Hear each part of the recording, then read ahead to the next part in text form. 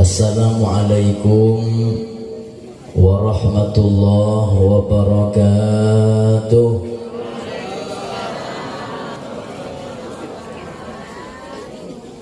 Bismillah walhamdulillah wassalatu wassalam ala Rasulillah Muhammad bin Abdillah wa ala alihi wa sahbihi wa man wala wa la hawla wa la quwwata illa billah. Subhanaka la ilma lana illa ma 'allamtana innaka antal alimul hakim. Rabbi shrah li sadri wa yassir li amri wahlul 'uqdatam min lisani yafqahu qawli, amin ya rabbal. Yang mulia, yang terhormat, kepada tokoh-tokoh agama, para habaib, para alim ulama, para jajaran ta'mir Masjid Babus Salam, Subulus Salam, wa nakhusu bidzikri, kepada orang tua saya Al-Habib Muhammad Al-Aqqas, dan kepada guru saya dan guru kita semua Al-Ustadz Rusulaidi selaku pimpinan Pondok Pesantren Tahfidzul Quran, dan juga kepada Al-Ustadz Muhammad Sumitra Nurjaya, akhina fillah walillah, dan segenap para tokoh-tokoh agama, para alim ulama yang tidak bisa saya sebutkan satu persatu nama beliau tanpa mengurangi rasa hormat dan ta'zim kami kepada beliau. Kita doakan mudah-mudahan semua tokoh agama, baik para habaib, para alim ulama, dan semuanya mudah-mudahan diberi panjang umur, sehatul afiat. Yang kedua, kepada tokoh-tokoh masyarakat, baik kepala BKM Masjid Subulus Salam yang saya hormati, dan kepada Bapak Lurah dan semua tokoh masyarakat yang hadir. Tidak bisa saya sebutkan satu persatu nama beliau, tapi saya bersyukur mereka mendukung segala acara-acara yang bisa membuat kita dekat dengan Allah Subhanahu wa ta'ala. Saya doakan mudah-mudahan tokoh masyarakat barokah memudahkan acara ini. Insya Allah semua urusannya juga dipermudah oleh Allah. Mudah-mudahan mereka juga diberi panjang umur, sehat walafiat, dan sehingga bisa membina masyarakat dan daerah menjadi baldatun thayyibatun wa rabbun ghafur, amin ya rabbal. Hadirin hadirat rahimakumullah, alhamdulillah, kita panjatkan puji syukur kehadirat Allah Subhanahu wa ta'ala atas segala limpahan anugerah, hidayah, inayah, taufik, rahmat, dan nikmat Allah.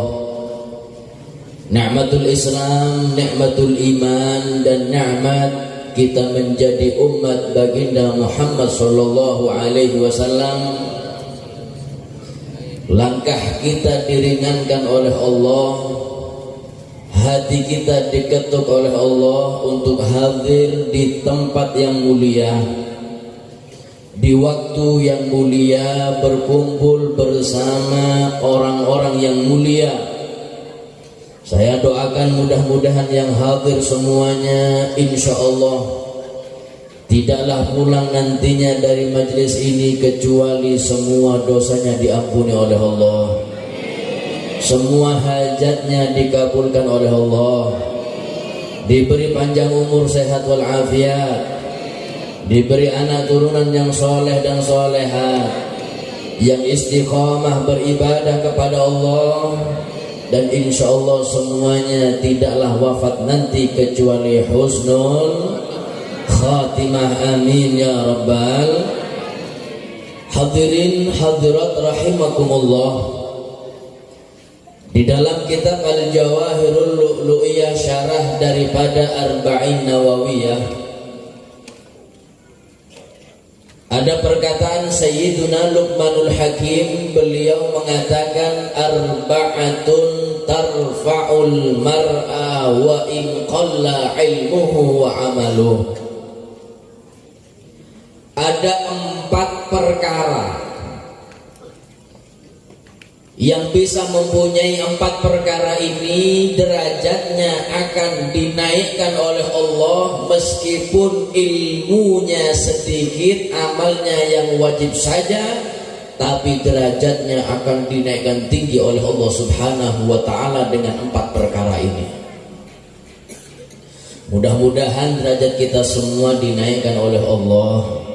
Amin ya rabbal. Yang pertama, kalau kita ingin derajat kita dinaikkan oleh Allah meskipun amal ibadah kita hanya yang wajib saja, ilmu agama kita sedikit, maka kita wajib mempunyai yang pertama al-hilmu, mempunyai hati yang sabar ketika diuji oleh Allah Subhanahu wa ta'ala. Kita hidup di dunia, konsekuensi hidup di dunia pasti mendapatkan musibah dari Allah Subhanahu wa ta'ala. Allah Subhanahu wa ta'ala berfirman dalam Al-Quran, wala nabluwannakum. Allah mengatakan dalam Al-Quran, wahai hamba, lanabluwannakum, aku pasti akan menguji kalian semua, bisyai'in, dengan sesuatu ujian yang kecil, yang sedikit, minal khaufi. Apa saja ujian Allah? Yang pertama, rasa takut dalam hati kita, itu ujian dari Allah. Wal ju'i, bahkan rasa lapar pun itu ujian dari Allah. Wa nafsu minal amwal, berkurangnya harta itu ujian dari Allah. Wal anfus, ada yang meninggal di antara kita, itu ujian dari Allah. Wat thamarat, bahkan berkurangnya buah-buahan itu ujian dari Allah. Kemudian Allah mengatakan, wa basyiris sabirin, wahai Muhammad, berilah kabar gembira bagi hambaku yang mempunyai bekal kesabaran hidup di dunia. Siapakah ya Allah yang mendapatkan kabar gembira? Siapakah mereka ya Allah orang yang sabar? Allah melanjutkan lagi firman-Nya, alladzina, orang yang sabar merekalah golongan. Alladzina idza asabathum musibah, mereka yang sabar adalah golongan ketika yang mendapatkan musibah dari Allah, imannya tidak goyang kepada Allah, hatinya tidak prasangka buruk kepada Allah, mereka tenang mendapatkan ujian dari Allah. Bahkan mereka mengatakan, qalu inna lillahi wa inna ilaihi raji'un. Kita hidup di dunia ini hadirin, semuanya pasti mendapatkan musibah. Makanya kata ulama, musibah itu ada 2 macam. Ada musibah yang langsung Allah turunkan tanpa melalui perantara manusia, seperti musibah bencana alam, gempa bumi kah, atau banjir tsunami, atau angin, gunung yang meletus, ataupun banjir bandang, bahkan penyakit-penyakit yang sempat viral kemarin. Penyakit apa? Mudah-mudahan yang hadir sehat walafiat. Yang sakit di antara kita diangkat penyakitnya oleh Allah. Amin Allahumma. Ada musibah yang kedua. Musibah yang kedua hakikatnya musibah ini dari Allah, tapi Allah sengaja Allah lewatkan musibah ini dengan perantara manusia. Kita punya tetangga iri kepada kita, itu hakikatnya musibah untuk kita. Kita punya tetangga membuka aib kita, itu musibah buat kita. Kita punya tetangga nggak suka kepada kita, padahal kita nggak pernah cari masalah. Itu hakikatnya musibah untuk kita. Hakikatnya dari Allah, tapi Allah sengaja melalui perantara hamba-hambanya. Ada seorang santri ke rumah kiai. Santri ini mengeluh, curhat kepada kiai, mengatakan, "Kiai, saya ini mau curhat. Saya ini sekarang punya tetangga saya nggak enak. Tetangga kanan saya terus iri kepada saya. Tetangga yang kiri dia selalu membuka aib saya. Bahkan tetangga depan saya nggak punya salah apa-apa, dia benci kepada saya." Kata kiai, "Terus mau engkau seperti apa?"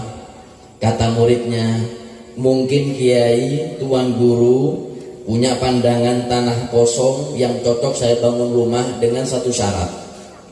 Berapapun harganya saya beli kiai, cuman dengan satu syarat, rumah yang saya bangun nanti, rumah yang saya akan tinggali nanti, satu syaratnya punya tetangganya baik-baik, enak-enak, tidak seperti tetangga saya yang sekarang."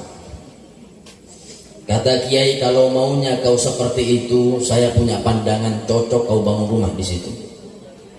Diajak sama kiai muridnya, cek lokasi, kemana? Ke kuburan. Kata kiai, "Kau bangun rumah di sini, insya Allah tetanggamu enak-enak, nggak akan pemarah, nggak akan buka aibmu, nggak mungkin iri kepadamu, insya Allah hidupmu sepi. Selama kau hidup di dunia, pasti ada yang suka kepada kita, dan juga pasti ada orang yang tidak suka kepada kita. Kita gak bisa buat satu kelurahan Tualang ini hadirin semuanya suka sama kita, mustahil. Sampai kita mati pun gak akan mampu.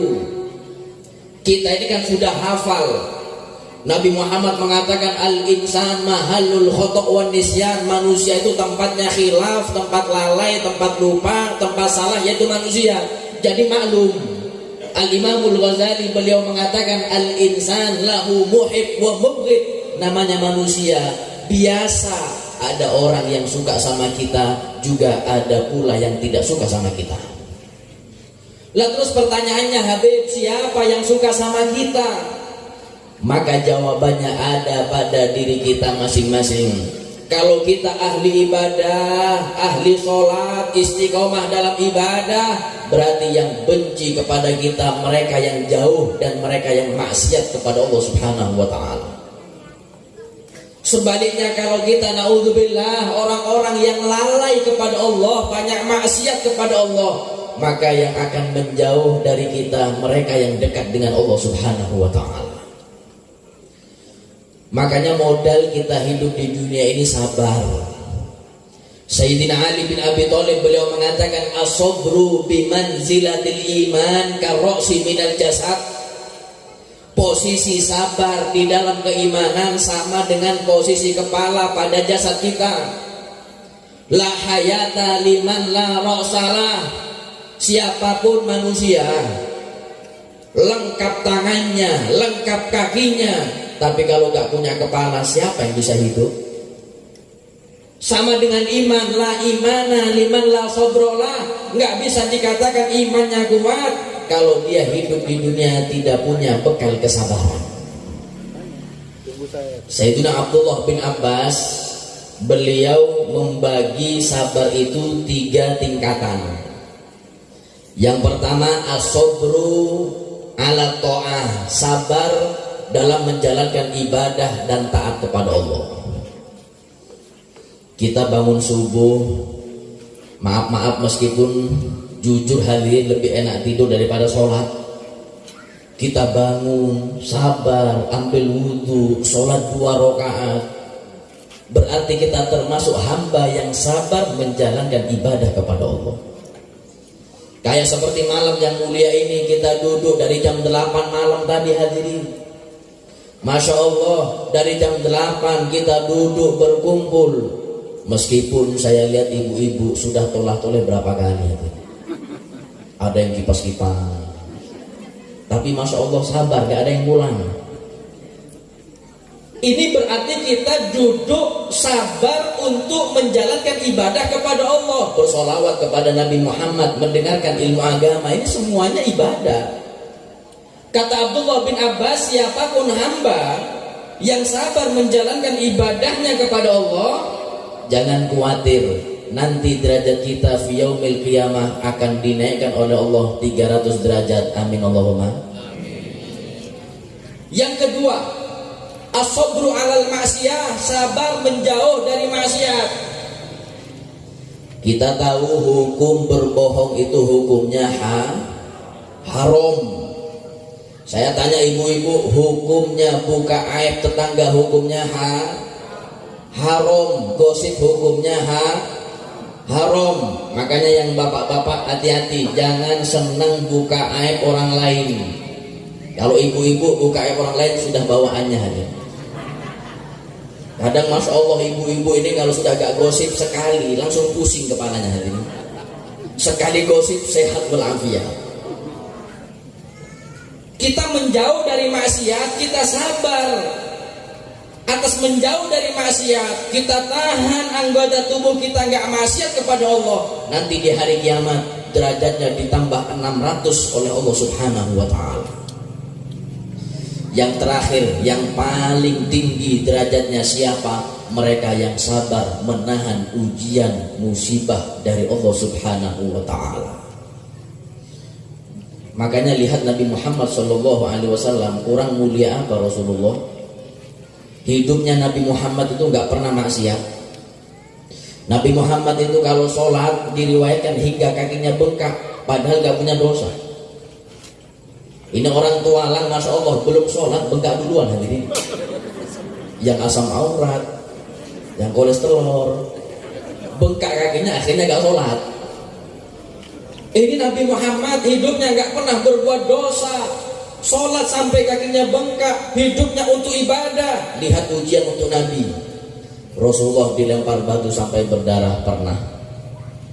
Rasulullah diludahi wajah indah Nabi Muhammad pernah.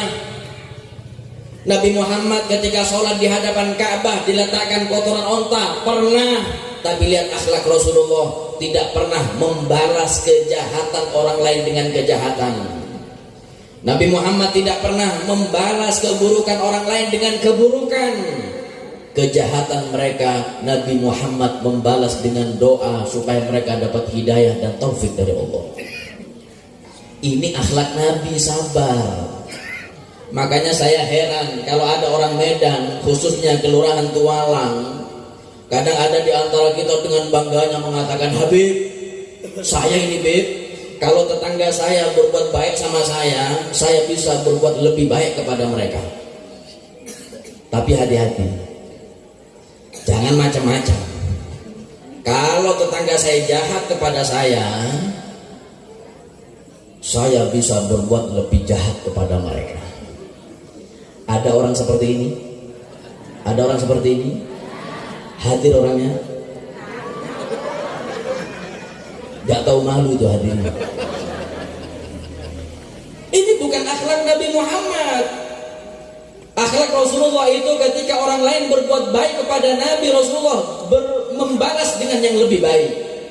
Jahat kepada Nabi Muhammad masih berbuat baik kepada mereka. Mereka didoakan oleh Nabi Muhammad dengan doa yang baik. Al-Habib Umar bin Muhammad bin Hafidh beliau mengatakan, muqabalatul isa'ah bil isa'ah mata satantahil isa'ah. Kalau bapak ibu balas kejahatan orang lain dengan kejahatan, bapak ibu balas keburukan orang lain dengan keburukan, maka yang pertama, bedanya kita dengan mereka apa? Sama-sama jahatnya, sama-sama buruknya. Yang kedua, kalau kita balas keburukan mereka dengan keburukan, kejahatan dengan kejahatan, Kata Habib Umar bin Muhammad bin Hafid, mau sampai kapan selesai kejahatan keburukan ini? Gak akan ada selesainya sampai 7 turunan hadirin. Lalu terus bagaimana Habib? Qabilil isa'ah bil ihsan. Sambut perbuatan jahat orang lain, perbuatan buruk orang lain kepada kita dengan perbuatan baik kita. Maafkan mereka meskipun mereka belum minta maaf kepada kita. Sulit Habib, betul sulit hadirin. Sabar ini ibadah yang besar, berpahala besar. Setiap amal ibadah yang berpahala besar, godaan setannya juga besar. Seorang ulama mengatakan as-sabru kasibri fi madzaqihi. Sabar itu memang pahit rasanya, walakin awaqibuhu ahla minal asali. Tapi kalau Bapak Ibu bisa sabar, bisa memaafkan, maka buah atau hikmahnya lebih indah, lebih manis daripada manisnya madu. Sakit berat untuk memaafkan sebelum mereka minta maaf. Memang berat, tapi kalau kita mampu memaafkan, mereka belum minta maaf, kita hamba yang lebih dicintai dan dimuliakan oleh Allah Subhanahu wa ta'ala. Pengalaman pribadi hadirin, saya pernah diundang di daerah Jambi. Acara itu insya Allah acara Isra wal Mi'raj. Saya diundang di daerah Jambi. Kebetulan di dalam ceramah itu saya bahas tentang masalah sabar. 1 jam saya bantai tema sabar. Qala ta'ala, dari Al-Quran saya keluarkan, hadisnya saya keluarkan, cerita tentang orang yang sabar saya keluarkan. Masya Allah, 1 jam selesai ceramah tentang sabar. Saya tutup ceramah, kemudian saya doa. Setelah doa saya ramah tamah. Selesai ramah tamah saya mau pulang, mau keluar dari masjid. Subhanallah, saya mau pakai sendal, mana sendal saya? Biasa panitia hadirin, saya prasangka baik. Oh, Masya Allah, panitia ini mengamankan.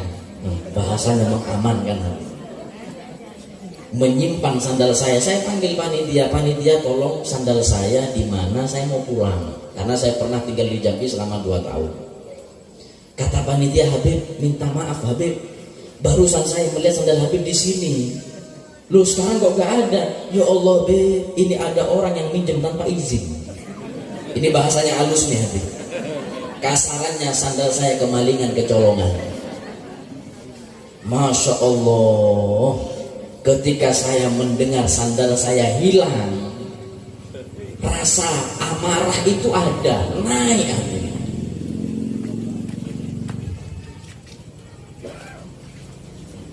Allahumma sholli ala Muhammad. Lanjut. Ketika saya mendengar sandal saya hilang, rasa amarah itu naik, manusiawi. Pasti manusia itu, namanya manusia, pasti ada rasa amarah itu naik, pasti.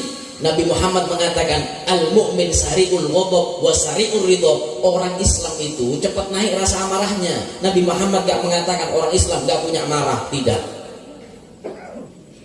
Orang Islam itu kata Nabi cepat naik rasa amarahnya, tapi cepat memaafkan.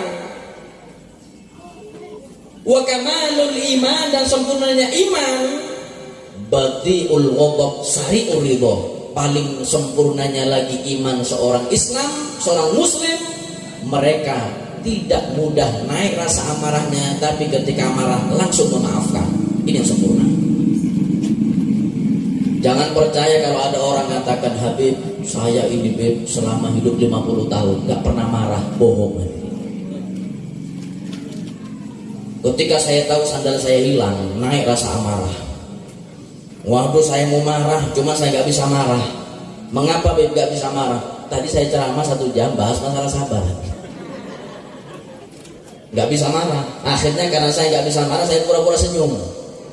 Kata saya pada panitia, oh biasa panitia, panitia sudah sungkan sama saya. Biasa panitia, sambil saya senyum. Biasa itu ngambil barokahnya Habib, biasa. Padahal hati saya, ya Allah, sakitnya tuh di sini. Sudah, gak apa-apa, gak apa-apa. Padahal maaf hadirin, sandal yang hilang itu sandal baru. sudah baru harganya mahal. Saya beli itu ketika saya pulang dari Yaman, karena bandara Yaman itu rusak perang lewat negara Oman. Tahu Oman? Ada yang pernah sampai Oman di sini? Timurnya Tualang nanti.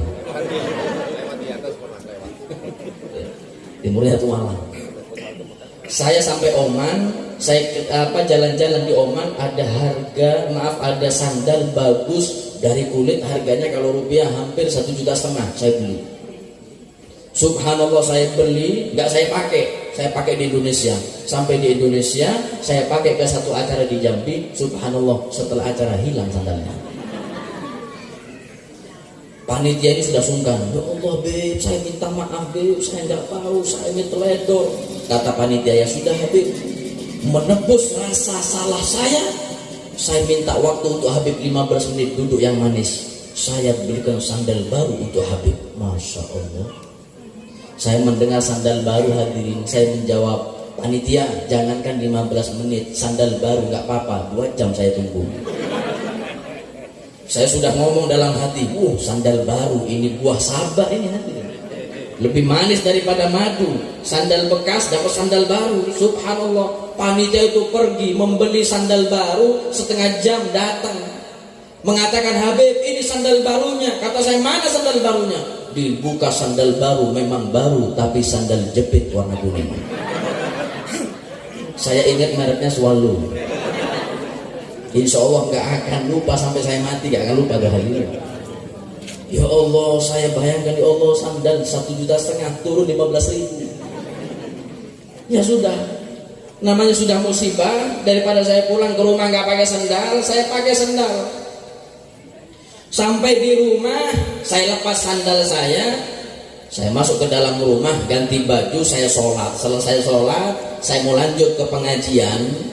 Sampai di depan rumah mau berangkat ke pengajian, subhanallah, mau pakai sandal jepit yang baru itu, sandal jepit itu hilang hadirin. Ya Allah. Tapi ini enak. Mungkin ada satu jamaah saya yang hadir di acara tadi, tahu sandal saya hilang di acara. Sandal saya yang jepit itu hilang, diganti dengan sandal yang bagus, yang baru, yang lebih mahal daripada sandal saya yang hilang di acara. Alhamdulillah. Kemudian saya mikir, ya Allah, ini buah sabar. Saya mikir, coba saya marah di acara karena sandal saya hilang, nggak akan diganti oleh Allah sandal yang lebih bagus, lebih baik, lebih mahal daripada sandal saya yang hilang di acara. Makanya disebutkan dalam riwayat hadis, kalau Allah tampakkan kepada manusia hikmah di balik musibah, maka dijamin manusia akan minta kepada Allah, akan berdoa kepada Allah. Doa yang pertama yang akan ia panjatkan, minta musibah kepada Allah. Makanya sabar ini bekal, modal kita hidup di dunia. Bagi yang sabar, derajatnya dinaikkan tinggi oleh Allah Subhanahu wa ta'ala. Mudah-mudahan kita yang hadir mempunyai hati yang sabar. Amin Allahumma. Yang kedua, sesuatu yang bisa mengangkat derajat kita tinggi di hadapan Allah, at-tawadhu. Kita punya hati yang tawadhu, tidak sombong. Orang yang tawadhu derajatnya akan dinaikkan oleh Allah Subhanahu wa ta'ala. Meskipun ibadahnya yang wajib-wajib saja, ilmu agamanya sedikit, tapi derajatnya dinaikkan karena barokah dia punya hati yang tidak sombong atau yang tawadhu. Jangan jadi hamba yang sombong. Siapakah hamba yang sombong? Kata ulama, al-kibru batarul haq wa ghamtun nas. Tanda orang yang sombong itu siapa? Mereka yang menolak nasihat-nasihat yang baik atau meremehkan nasihat-nasihat yang baik. Itu tanda kesombongan. Kadang kita menasehati teman kita, saudara kita, masalah sholatnya mungkin, cobalah kau tuh sholat 5 waktunya itu istiqomah. Kadang yang kita nasihati ngomong, kau ini kayak ustadz saja kau. Gak usah saling nasihati, sama-sama punya dosa. Ini orang tandanya orang sombong, dinasihati gak mau. Dan tandanya orang sombong selain dia meremehkan nasihat, menolak nasihat yang baik, wa ghamtun nas, merasa dirinya lebih baik daripada yang lain lebih hina daripada dia. Ini hadirin ya Allah, hamba yang dihinakan oleh Allah. Nabi Muhammad mengatakan, man tawadhu'a rafa'ahullah, orang yang tawadhu tidak sombong, derajatnya dinaikkan tinggi oleh Allah. Wa man takabbara, siapapun yang sombong, wadha'ahullah, Allah akan hinakan dia di dunia cepat atau lambat, naudzubillah. Kita kalau pikir-pikir hadirin, mau sombong apa sih manusia ini? Mau sombong apa? Sayyidina Ali Zainal Abidin, beliau mengatakan, ma libni Adam wal fakhr, manusia ini sedikit pun gak ada untuk bisa sombong, gak ada kesempatan untuk sombong. Mengapa? Li'anna awwalahu nutfah majra, manusia mau sombong apa hadirin? Awal penciptaan kita, awal penciptaan manusia dari air mani yang menjijikkan. Wa akhiruhu jifah qadirah, dan pada akhirnya manusia ini ketika mati masuk liang lahat kubur, jasadnya menjadi bangkai yang paling busuk di antara bangkai yang lainnya. Wa hina idzin yahmilul 'adhira, manusia mau sombong apa? Lahir dari air yang menjijikkan, air mani, ketika mati menjadi bangkai yang paling busuk. Dan sekarang saat ini hadirin, dari rumah ke masjid, masjid ke rumah, rumah ke tempat kerja, ketahuilah di perut kita, barat ke timur, utara ke selatan, membawa kotoran apa yang kita sombongkan. Oh, saya mau sombong harta, beb, saya orang yang paling kaya di kelurahan Tualang. Jangan sombong harta. Ingat kisahnya Qorun. Qorun ini adalah seseorang yang hidup di zaman Nabi Musa. Qorun ini orang kaya, dari sangat kayanya Qorun itu diriwayatkan punya pegawai 70 pegawai. Setiap pegawainya menggendong tas yang berat, yang isi di setiap tasnya kunci gudang harta Qorun. Kunci gudangnya 70 tas. Bagaimana hartanya?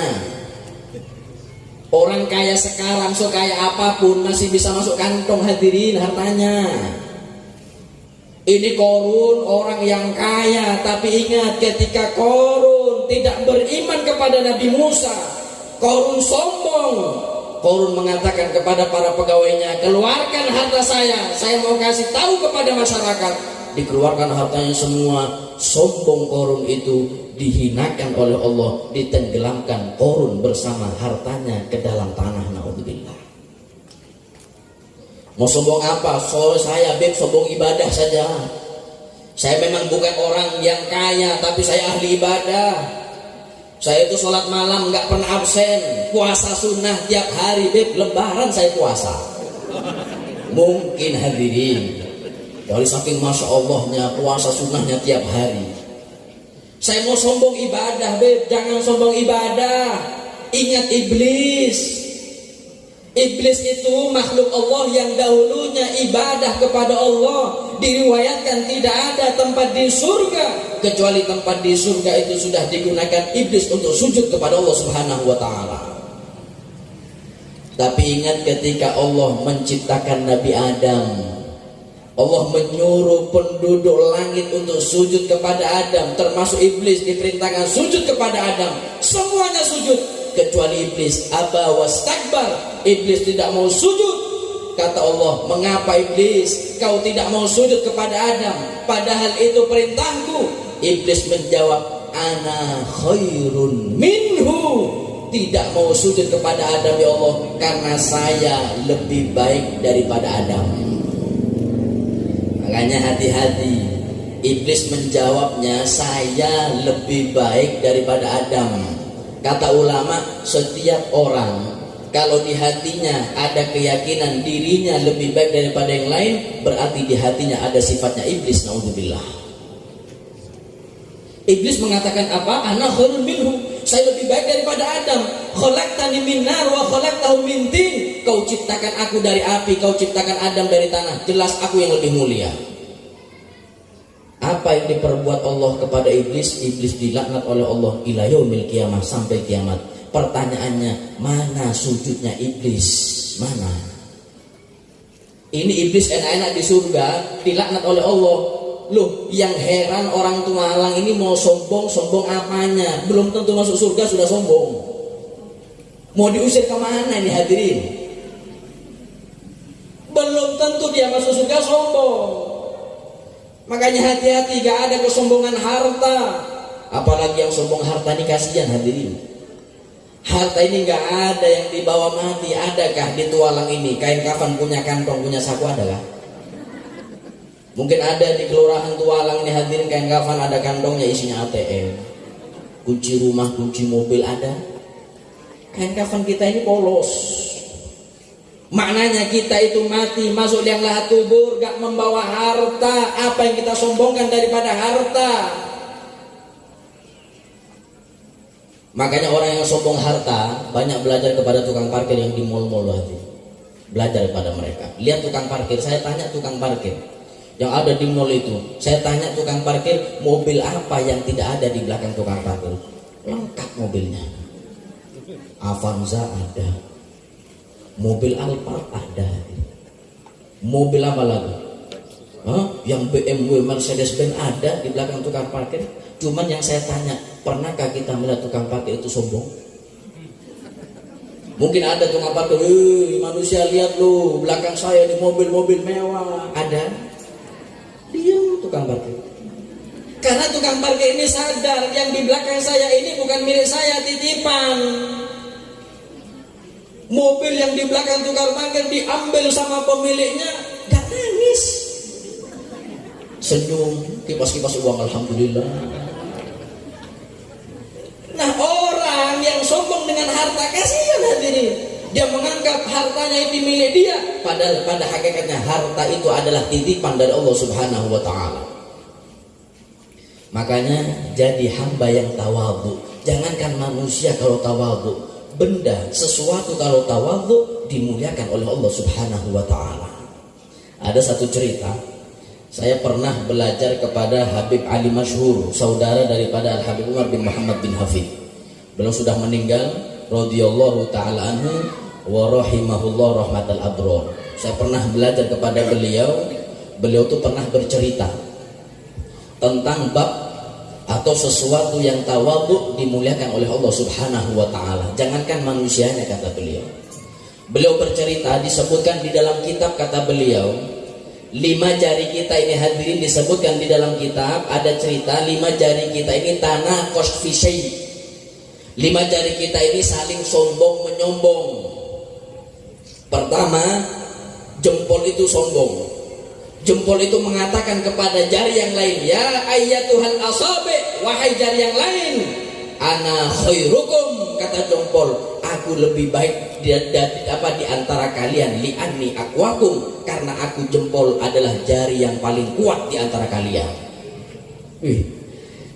Jempol ini sombong hadirin, mengatakan dia yang paling baik di antara jari yang lain karena yang paling kuat. Memang kalau kita buktikan betul hadirin. Kita kadang ngelem sesuatu kertas, kadang untuk menguatkan itu pakai jempol. Jadi jempol ini sombong, merasa dirinya lebih kuat. Ketika telunjuk mendengar jempol ini sombong, gak terima telunjuk. Kata telunjuk, hei jempol, diem kau. Ana khairukum, kata telunjuk, saya yang lebih baik daripada kalian semua, wahai jari. Kata jempol, dari mana kau lebih baik? Kata telunjuk, kau sholat atau tidak? Sholat. Kalau tasawuf terakhir siapa yang berdiri? Telunjuk, aku yang berdiri. Berarti aku dipakai untuk sholat, aku lebih baik di antara kalian. Insya Allah di tualang gak ada. Asyhadu an la ilaha illallah. Telunjuk. Aku khairukum, ana yang lebih baik di antara kalian karena aku dipakai untuk sholat. Jempol itu diam. Oh ya, masuk akal juga. Jari tengah mendengar jempol ini sombong, telunjuk juga sombong, gak terima hadirin. Kata jari tengah, hei jempol diam. telunjuk diam, ketahuilah ana khairukum, aku yang lebih baik di antara kalian. Kata jempol dan telunjuk, dari mana kau bisa lebih baik? Aku berada di tengah-tengah. Nabi Muhammad mengatakan khairul umur awsatuha, sebaik-baik perkara ada di tengah-tengah. Saya menang hadis, menang dalil. Kata jempol dan telunjuk, oh gak kuat, itu umum. Umum bukti lagi, kata jari telunjuk, maaf, apa kata jari tengah? Iya, apa kemuliaanmu? Kata jari tengah, ayo, kalau kau belum percaya saya ini lebih baik di antara kalian, ayo semuanya berdiri jari. Yang paling tinggi siapa? Jari tengah, berarti aku yang lebih baik. Jari manis gak terima hadirin. Kata jari manis, ana khairukum. Jempol diam, telunjuk diam, tengah diam. Saya yang lebih baik di antara kalian semua. Dari mana? Kata jari manis, namamu jempol, namamu telunjuk, namamu tengah, namaku jari manis. Ana ahlakum, saya yang paling manis di antara kalian. Kayak yang ceramah hadirin, gak boleh protes. Saya megang mic, saya berkuasa hadirin. Sudah, ini sudah 4 jari sombong menyombong, saling membanggakan dirinya. Kemudian 4 jari mengatakan kepada jari kelingking, hei kelingking, apa kemuliaanmu? Kelingkingnya diam, nunduk. Apa kemudian kau, kata kelingking? Sudah paling kecil, paling tipis, gampang patah. Kata kelingking, nasib saya ini paling gak enak. Kadang masuk telinga, kadang buat mobil hadirin. Kata kelingkingnya, sudah, kullukum khair, kata kelingking, semua kalian itu baik. Wa ana ahwanukum, kata kelingking, saya yang paling buruk di antara kalian. Masya Allah, kelingking tawadhu meskipun terpaksa. Pertanyaannya, ketika kelingking tawadhu, apakah sia-sia tawadhunya kelingking? Apakah sia-sia? Belum saya jawab. Ketika Nabi Muhammad SAW menulis surat kepada para raja supaya mereka para raja beriman kepada Nabi Muhammad, Rasulullah membuat stempel dengan cincin tulisannya Muhammad Rasulullah. Ketika selesai dibuat cincin stempel itu oleh sahabat, Nabi Muhammad ini bingung. Cincin ini dipakai di jari mana? Telunjukkah, jari jempolkah, tengah, manis atau kelingking? Nabi Muhammad bingung. Wa ma yantiqu 'anil hawa in huwa illa wahyun yuha. Nabi Muhammad tidak berkata kecuali perkataan Nabi Muhammad adalah wahyu dari Allah Subhanahu wa taala. Nabi Muhammad mendapatkan wahyu, pakai cincinmu itu di jari kelingkingmu wahai Muhammad. Kata Habib Ali Masyhur, lihat kelingking yang asalnya jari yang paling jelek, karena ada cincin Nabi Muhammad menjadi jari yang paling indah di antara jari yang lainnya. Kenapa sebabnya? Kata beliau, karena kelingking ini tawadhu, merasa dirinya lebih hina daripada yang lainnya, sehingga dimuliakan oleh Allah. Cincin Nabi Muhammad dipakai di jari kelingking. Kata Habib Ali Masyhur, kalau jari kelingking bisa mulia karena tawadhunya, bagaimana dengan manusia? Nabi Muhammad sudah berjanji, man tawadhu'a rafa'ahu Allah, orang yang tawadhu derajatnya diangkat oleh Allah, itu pasti. Wa man takabbara, orang yang sombong hati-hati, wadha'ahu Allah, akan dihinakan oleh Allah. Maka kalau kita ingin derajat kita tinggi di hadapan Allah, merasalah diri kita ini lebih buruk daripada yang lain, dan kita yakini orang lain lebih banyak ibadahnya, lebih baik daripada kita. Siti Aisyah radhiyallahu ta'ala anha, beliau mengatakan, man dhanna annahu muhsinun fahuwa musii'un, orang yang menyangka dirinya orang yang baik, lebih baik daripada yang lainnya, ini hakikatnya orang yang buruk fid dunya wal akhirah. Wa man dhanna annahu musii'un fahuwa muhsinun, kalau orang ini menyangka dirinya buruk, orang lain lebih baik daripada dia, ketahuilah dia hakikatnya yang lebih baik di antara orang lain di sisi Allah Subhanahu wa taala. Mudah-mudahan yang hadir mempunyai hati yang tidak sombong, yang tawadhu. Amin Allahumma. Sisa 2, lanjut. Bapak ibu enak. Lanjut sambil makan kue. Awak ini air putih. Ada kopi kah? Susu. Tapi gak ada kuenya hati. Coba ada kuenya 2 jam akan dilanjut, tapi berhubung gak ada kuenya, cukup sekian sampai di sini. Lanjut. Yang ketiga, sesuatu yang bisa mengangkat derajat kita tinggi di hadapan Allah, as-sakhi atau as-sakha. Kita punya hati yang dermawan, suka sedekah, tidak mempunyai hati yang pelit. Orang yang pelit dibenci masyarakat, orang yang dermawan disukai masyarakat. Betul atau betul? Siapa yang mengatakan ya Habib? Nabi Muhammad mengatakan, as-sakhiyu qaribun minallah. Orang yang dermawan dicintai oleh Allah. Qaribun minan nas. Kalau sudah Allah cinta, dia akan dicintai masyarakat. Kalau sudah Allah cinta, masyarakat cinta kepada orang yang dermawan, qaribun minal jannah, akan dekat dengan surga. Kalau sudah dekat dengan surga, ba'idun minan nar, jauh dari neraka Allah. Wal bakhil, orang yang pelit, naudzubillah, ba'idun minallah, jauh dari Allah, dibenci oleh Allah. Ba'idun minan nas, Allah benci kepada orang yang pelit, jelas masyarakat juga benci. Allah benci, masyarakat benci. Jangan mimpi masuk surga. Qaribun minan nar, akan dekat dengan neraka. Kalau sudah dekat dengan neraka, ba'idun minal jannah, akan jauh daripada surga Allah Subhanahu wa taala. Ini sabda Nabi Muhammad. Orang yang dermawan disukai masyarakat, orang yang pelit dibenci masyarakat. Terjadi hadirin. Kalau kita punya tetangga, teman atau saudara, kemudian dari dia dermawan, suka bantu masjid, anak yatim, fakir miskin, dermawan, Masya Allah, kita melihat orang dermawan dari jauh. Meskipun dari jauh kita lihat orang dermawan, hati kita itu dingin, senang hati. Betul atau betul? Kadang bukan hanya senang melihat orang dermawan, kadang kita pasti mendoakan, ya Allah, orang dermawan ini berilah panjang umur, sehat walafiat. Tapi kalau kita naudzubillah punya tetangga yang pelitnya, Masya Allah, ngelihat dari jauh orang pelitnya, hadirin, hati kita panas. Waduh, ketemu lagi sama orang pelit ini. Bukan hanya panas hati, kadang doakan, ya Allah, mudah-mudahan cepat mati orang pelit. Jadilah orang yang dermawan, dicintai masyarakat karena Allah cinta kepada orang yang dermawan. Jangan jadi orang yang pelit, karena orang yang pelit itu dibenci masyarakat karena Allah sudah benci kepada orang yang pelit.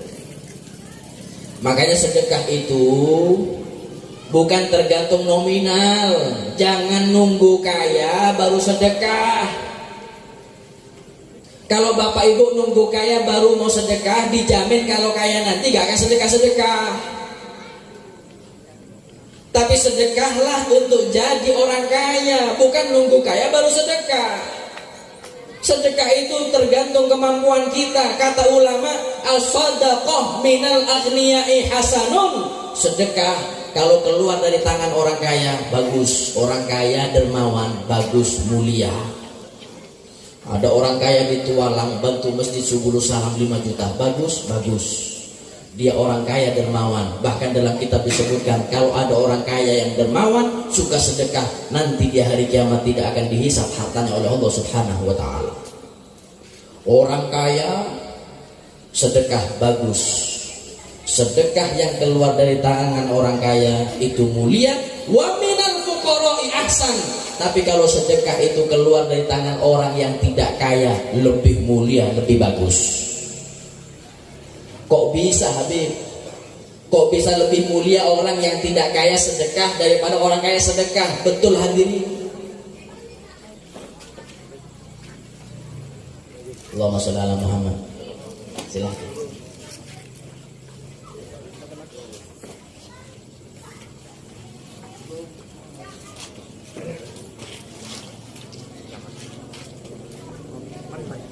Kok bisa orang kaya yang sedekah itu masih kalah pahalanya dengan orang yang tidak kaya sedekah? Memang betul.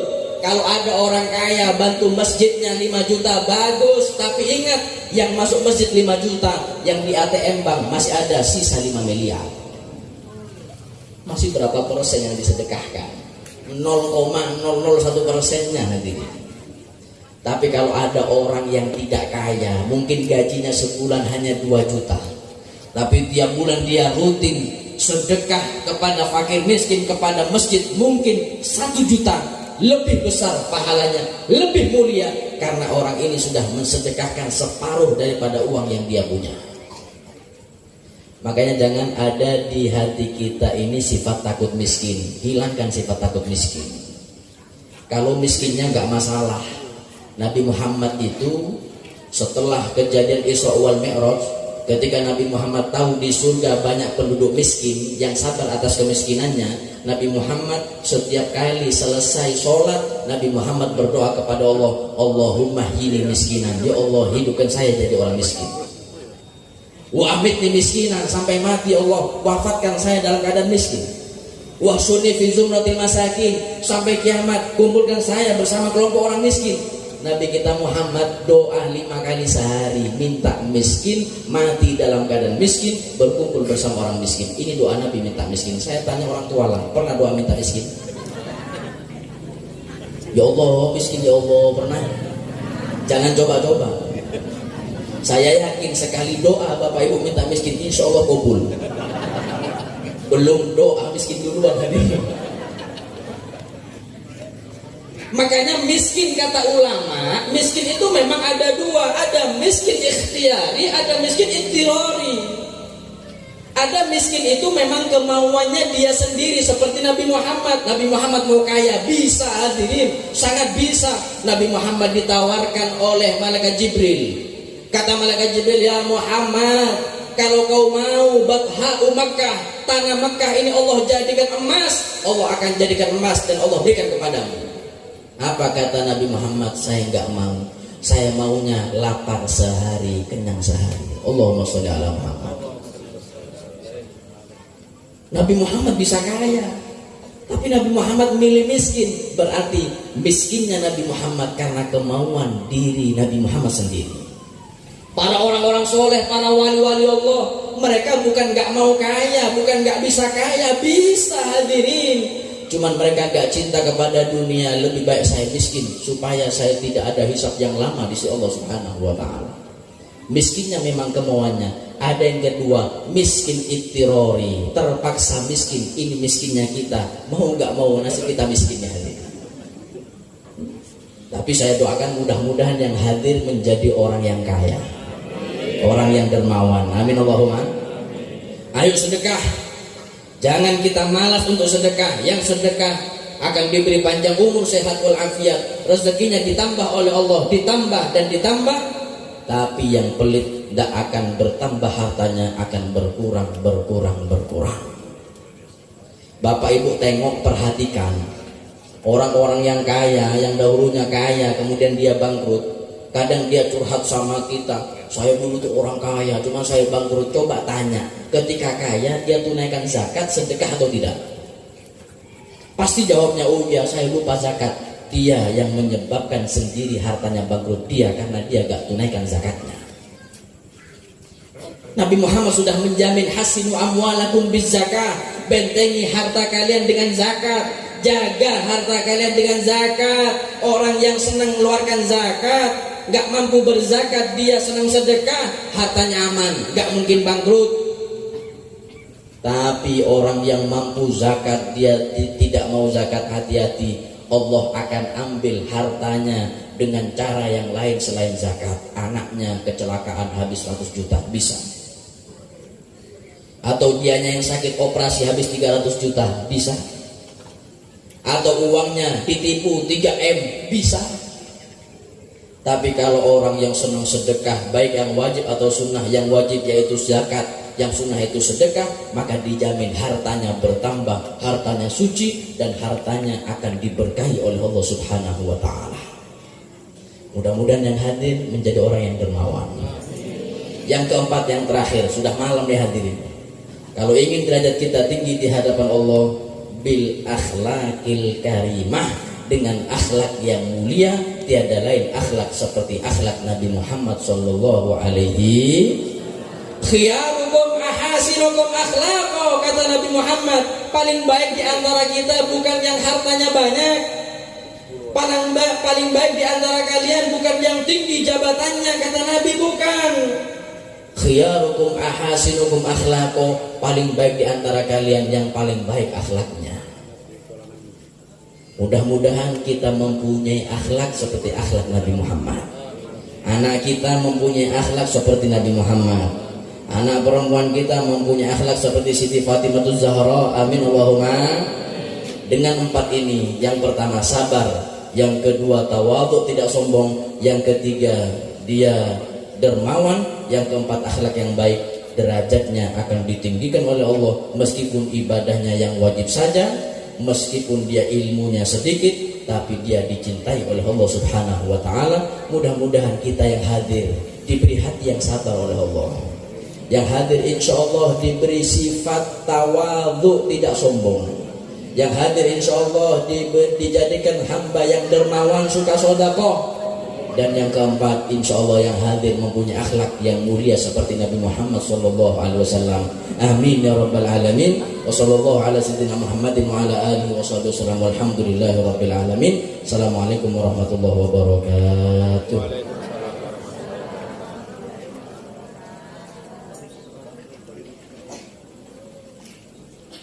Allahumma ja'al jam'ana hadha jam'an marhuma wa tafarruqana min ba'dihi tafarruqan ma'suma wa la taj'al fina wa la ma'na syaqiyan wa la mahruma.